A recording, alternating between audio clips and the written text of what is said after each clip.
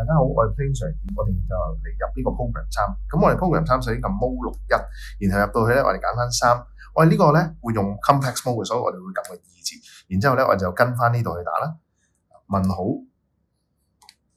號箭嘴 A， 問號箭嘴 B、C。OK，A、B、C 入晒之後咧，我哋就跟住去打負 B over 括號 2A 啦。呢個括號咧記得打，如果唔係咧就會有時候自己睇都會亂嘅。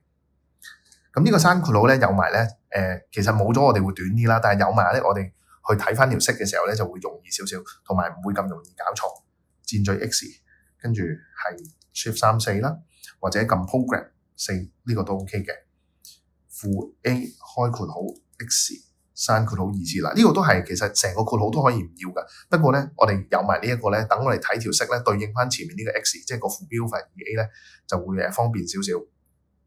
畢竟我哋做個 computing square 嘅時候咧，配方法啦，我哋都會用呢條式去幫手嘅。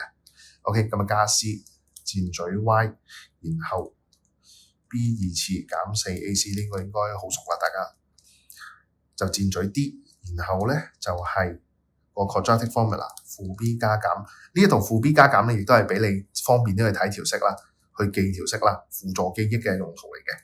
好，咁呢一度後邊個 2A 咧就費事刪埋個括號啦，因為其實主要都係睇前面呢一個咧，我哋就記得咧嗰個 quadratic formula 二次公式係咩樣嘅。好，然後入埋剩低最後一個 2x 減 A 箭嘴 B。好，而家 total 呢度應該64個位嘅，咁啊對翻64個啦。下邊呢一個兩根和兩根積，即係 sum of root product of root 咧，咁呢個我都會建議大家入埋咧去幫手自己去記嘅。OK， 咁啊繼續打埋落去啦。負 B over A。咁呢一度就麻煩啲，呢個箭嘴咧就係 Shift 3跟住撳右跟住1，就係 A 加 B 即係 sum of root 嘅意思啦。然後就 Shift 3 4，跟住 C over A 咧就係 A 乘 B product of root 兩根積嘅意思。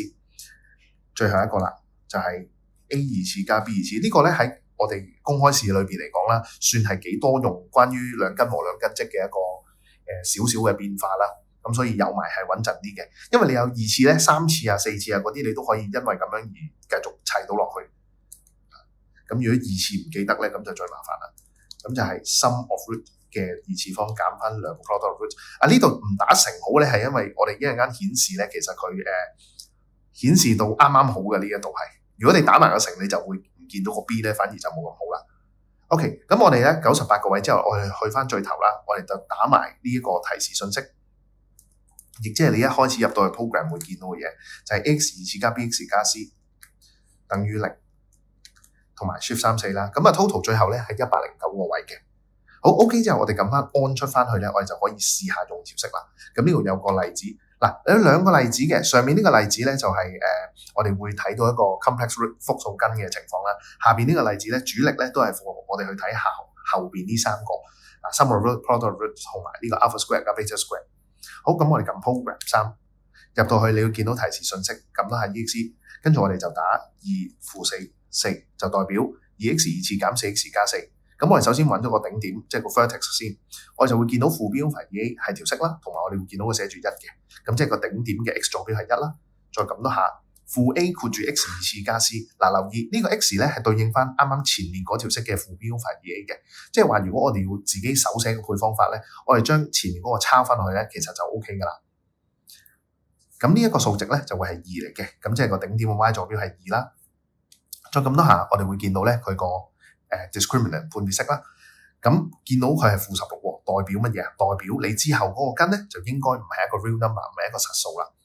咁所以我哋撳嘅時候咧，望住呢個負數，我哋撳多下 ex， 我哋就要留意呢一個位置 R 箭嘴 I， 你係會見到有嘢嘅，即係代表呢個1咧，其實只係嗰個 root 嗰個根嘅 real part 實部嚟嘅啫。我哋撳 shift ex， 我哋就會睇到個虛部，所以成件事就係1減 I。同埋咧呢度我哋亦都有條式咧俾自己睇，究竟我哋而家背緊嗰個係啲咩嚟嘅。咁呢個就係個 quadratic formula 二次公式啦。再撳多下 ex 就係另一個 root。留意兩個嘅 real part 咧，正常嚟講都係一樣嘅，因為我哋咧呢度呢3個數啦係 real number， 咁其實佢一定係就算佢出到冇 real root 啦，佢都一定係一個負一個正，但係就係個 imaginary part 又唔同，虛部又唔同，個實部係一樣嘅。咁所以呢一度咧，我哋會見到佢就係1加 I。OK， 啱啱嗰個係1減 I， 呢個係1加 I， 咁所以嗰兩個 root 咧就會係1減 I 同埋1加 I。咁再撳多下咧，佢就會 math error 嘅，因為我哋有入埋後邊去睇嗰啲公式嘅嘢。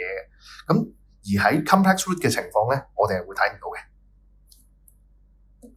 好，而家咧我哋就試埋，如果我哋要睇後邊嗰啲式，我哋要點做啦？咁 program 3啦，都係跟住 exe， 我哋下邊有個例子就係1負3 2。